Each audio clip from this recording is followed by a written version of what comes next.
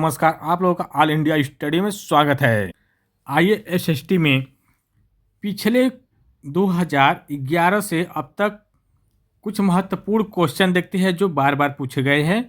तो आइए प्रश्न नंबर 1 देखते हैं, इतिहास सेक्शन का है ये, ठीक ना। तो आइए प्रश्न नंबर 1 है, निम्न में कौन सा एशियाटिक सोसाइटी ऑफ बंगाल का संस्थापक था? तो बताइए कौन था। तो जो देखिए इसका जो सही जवाब हो जाएगा यह विलियम्स जोन्स थे, ठीक ना। तो इसका सही आंसर ऑप्शन नंबर 2 हो जाएगा। आइए प्रश्न नंबर 2 देखते हैं, निम्न कथनों पर विचार कीजिए। ऑप्शन नंबर 1 है ए, ईसा मसीह के जन्म के पूर्व सभी तिथियों बिफोर क्राइस्ट बीसी के नाम से जानी जाती है, ठीक। तो ये बात सही है, जानी जाती है, ठीक ना। तो ये सही हो गया। दूसरा करा है बी वाला, ईसा मसीह के जन्म के बाद की तिथि एनो डामिन ईस के रूप में जानी जाती है। तो देखिए दूसरा भी सही है, ये भी जाना जाता है एनो डामिनी के नाम से, ठीक ना, तिथि के बाद। इसका जो सही जवाब हो जाएगा ऑप्शन नंबर ए और बी दोनों। तो ऑप्शन तीसरा करेक्ट हो जाएगा। आइए देखते हैं अगला क्वेश्चन, प्रश्न नंबर 3, निम्न कथनों पर विचार कीजिए। ऑप्शन नंबर 1 है, मुद्रा राक्षस के रचयिता विशाख दत्त है। क्या सही बात है? सही बात है, मुद्रा राक्षस के जो रचयिता है विशाख दत्त ही है। तो ऑप्शन नंबर 1 करेक्ट हो गया। दूसरा है, मालविकाग्निमित्रम का लेखक कालिदास के द्वारा किया गया था। ये भी बात तो सही है, किया गया था, तो दोनों सही है। तो ऑप्शन नंबर ए और बी दोनों सत्य है, ठीक ना। ऑप्शन नंबर तीसरा करेक्ट हो जाएगा। आइए अगला क्वेश्चन देखते हैं। ये सब प्रीवियस ईयर में क्वेश्चन पूछे ही गए हैं, ठीक ना। निम्न कथनों में से कौन सा सत्य है? ऑप्शन नंबर 1 है, यूनानी रोमन लेखकों के प्रमुख टेथियस, मेगनस्थनीज, टालमी तथा प्लिनी है। तो देखिए दूसरा है, चीनी लेखकों में फायान, हिंगसांग, इंगिस आदि प्रमुख है। देखिए ये दो तो है, ये इंगिसिंग नहीं है, ठीक ना। तो इसलिए गलत हो गया, ये भी गलत हो गया, ये भी नहीं है। नहीं जी, देखिए इंगिसिंग है, तो ये तो सही है, ठीक ना। इसको मिटाते हैं, ठीक ना, ये सही है। और यूनानी रोमन लेखकों में प्रमुख ये भी लोग हैं, मेगास्थनीज थे, टेथियस थे, ठीक ना, ये भी लोग थे। और तीसरा है, अरबी लेखकों में अलबरूनी प्रमुख थे, ये भी बात सही है। तो इसका सही जवाब ऑप्शन नंबर 4 उपरोक्त सभी है, ठीक ना। अगला क्वेश्चन देखते हैं, प्रश्न नंबर 5, प्रारंभिक दिनों में सामान्य रूप से सामान्य महिलाएं एवं पुरुष अपने दैनिक कार्यों का लेखा जोखा नहीं रखते थे, क्योंकि ऑप्शन नंबर 1 है, वे अपने परिवार के लिए भोजन और आवास की व्यवस्था में लगे होते थे, जिससे उनके पास कई कामों के लिए समय नहीं होता था, ठीक। दूसरा है, उनका ऐसा विश्वास था कि यह आवश्यक नहीं है। तीसरा है, वे लिखना और पढ़ना नहीं जानते थे। तो देखिए वो उस समय जो पुरुष और महिला थे दैनिक जीवन में लेखा या कार्य में नहीं लगे रहते थे। कारण क्या था कि वो पढ़ना लिखना नहीं जानते थे। तो इसका सही जवाब ऑप्शन नंबर 3 हो जाएगा। आइए प्रश्न नंबर 6 देखते हैं, निम्न में कौन सा कथन असत्य है? असत्य पूछ रहा है। तो ऑप्शन नंबर 1 है, सिक्कों के अध्ययन को न्यूमिस्मेटिक्स कहा जाता है। देखिए ये सही बात है, कहा जाता है, ये न्यूमिस्टिक कहा जाता है, ठीक ना।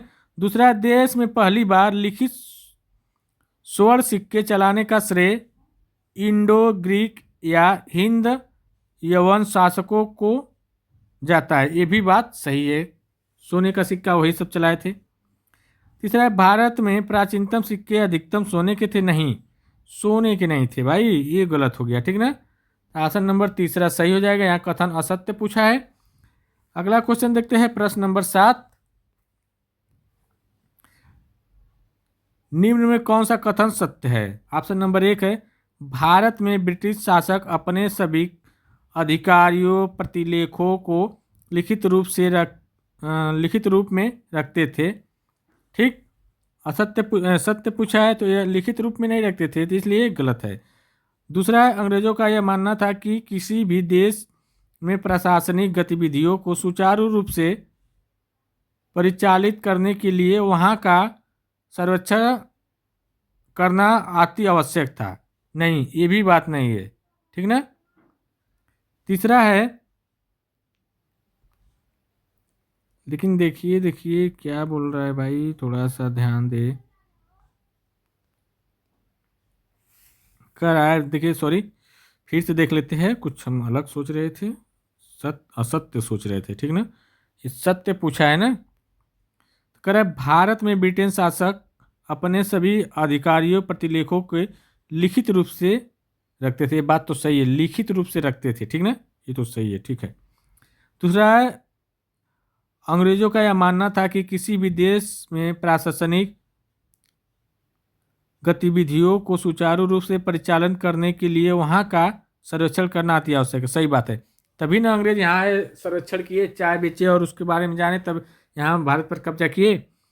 तीसरा है, ब्रिटिश काल के अधिकारियों के बारे में उनके द्वारा लिखे गए दस्तावेजों से पता चलता है। बात तो सही, उनके द्वारा जो दस्तावेज लिखा गया था उसी से पता चलता है। तो उपरोक्त सभी सही, इसका मतलब तीनों सही है। ठीक ना। अगला क्वेश्चन देखेंगे, प्रश्न नंबर 8। निम्न कौन सा कथन असत्य है? असत्य पूछ रहा है। इतिहास का अभिप्राय उस प्रकार के परिवर्तन से है जो समय के साथ होता है और पूर्व में कैसी वस्तु स्थिति थी और वे कैसे परिवर्तित होती थी। ठीक ना। ये तो सत्य बात है, यहाँ पूछा है सत्य, ये बात तो सत्य है। ठीक ना। दूसरा है बी वाला, ब्रिटिश इतिहासकारों के द्वारा भारत के इतिहास के बारे में कहा गया कि प्रत्येक गवर्नर जनरल का शासक महत्वपूर्ण था।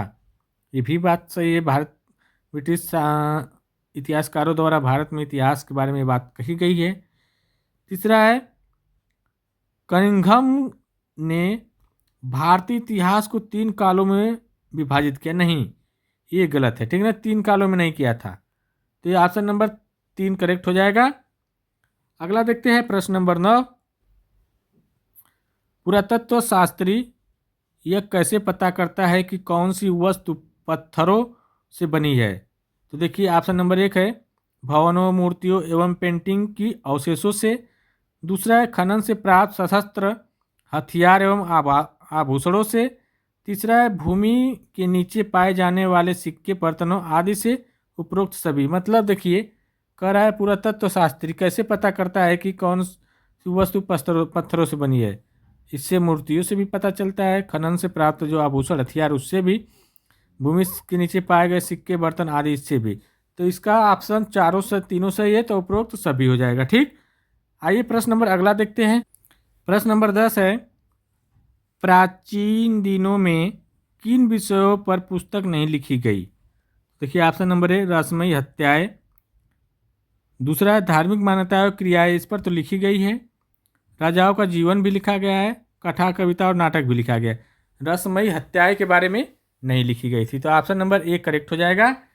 अगला देखते हैं, प्रश्न नंबर 11। निम्नलिखित में से कौन सी सुलेख शास्त्री की विशेषता नहीं है? ऑप्शन नंबर 1, शैक्षणिक योग्यता।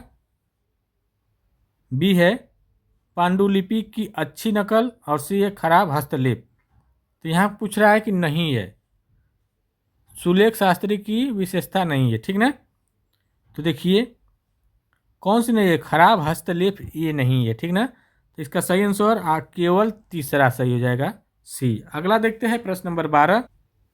देखिए, क्वेश्चन 2011 में पूछा हुआ है, 19वीं शताब्दी के मध्य में ब्रिटिश इतिहासकारों ने भारत के इतिहास को 3 कालों में विभाजित किया, हिंदू भारत, मुस्लिम भारत और ब्रिटिश भारत। इस विभाजन का क्या आधार है?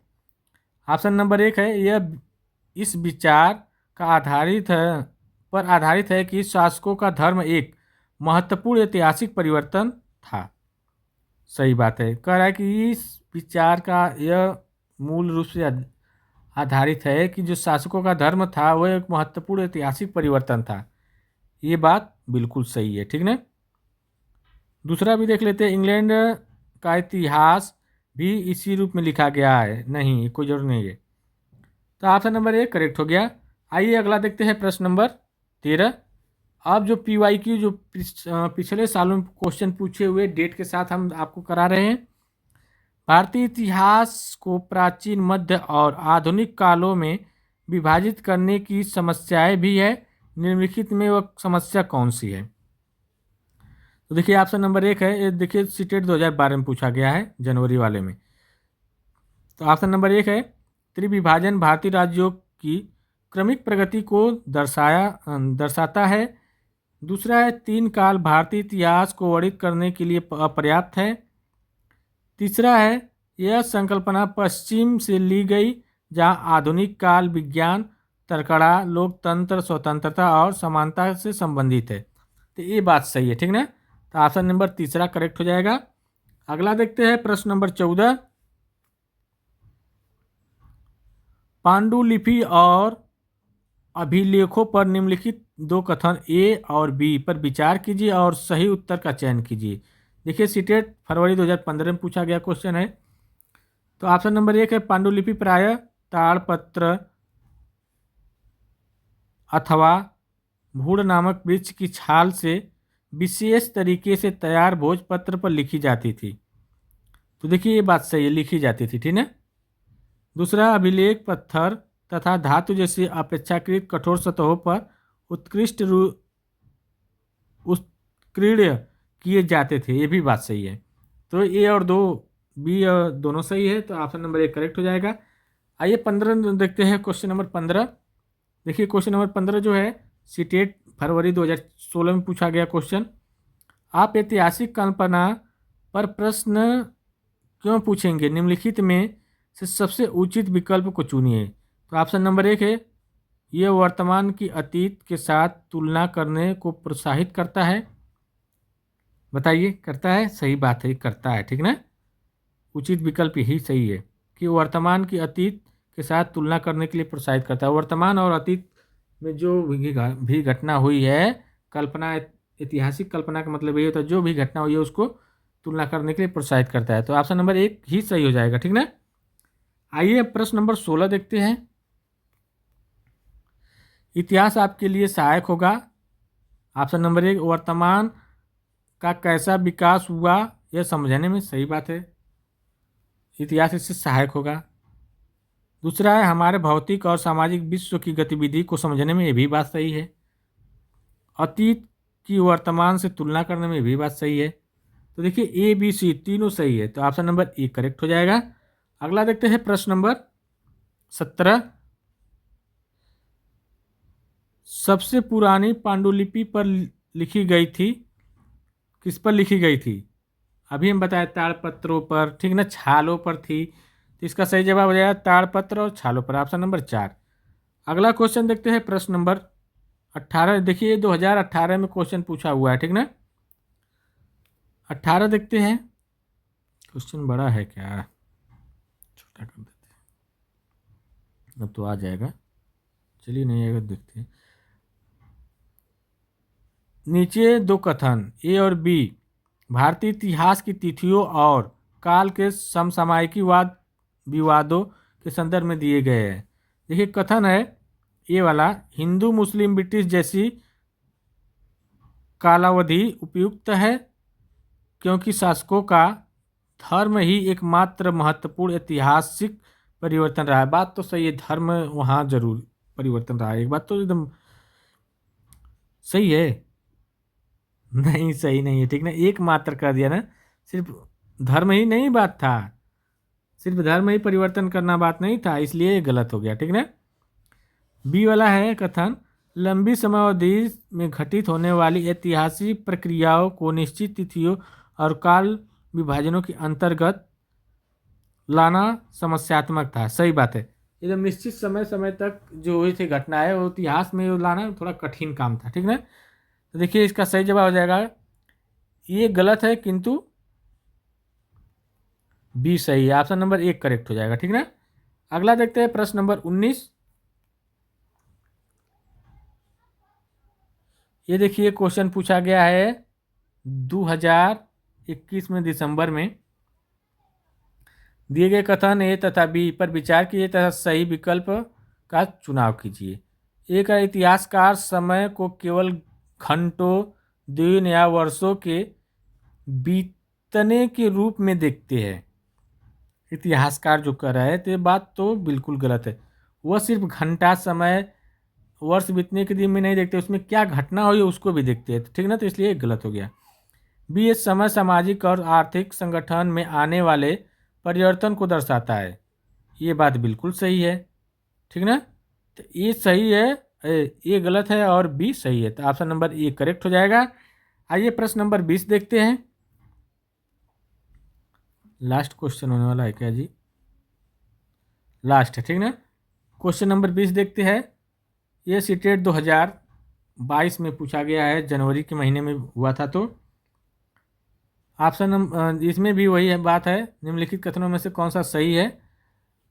ये है, जब इतिहासकार ऐतिहासिक पत्र, मानचित्र एवं ग्रंथों को पढ़ते हैं तब उन्हें विभिन्न ऐतिहासिक प्रसंगों के प्रति संवेदनशील होना चाहिए। बात तो सही है, होना चाहिए। दूसरा है, इतिहास अलग अलग समूह के लोगों के लिए अलग अलग था। ये बात सही था। देखिए, अलग अलग समूह के लोगों के लिए अलग अलग था ही। ठीक ना, तो ये भी सही है। तो सही विकल्प हो जाएगा ए और बी, दोनों सही है। ठीक ना। देखिए, वीडियो अच्छी लगी तो चैनल को लाइक शेयर सब्सक्राइब कर दिए। इसी प्रकार का हम वीडियो आप लोगों को डेली एकदम प्रैक्टिस सेट के तौर पर लेकर आएंगे। अब मिलते हैं अगले वीडियो के लिए, तब तक के लिए नमस्कार, बाय बाय। तो हो गया हमारा आज का क्लास।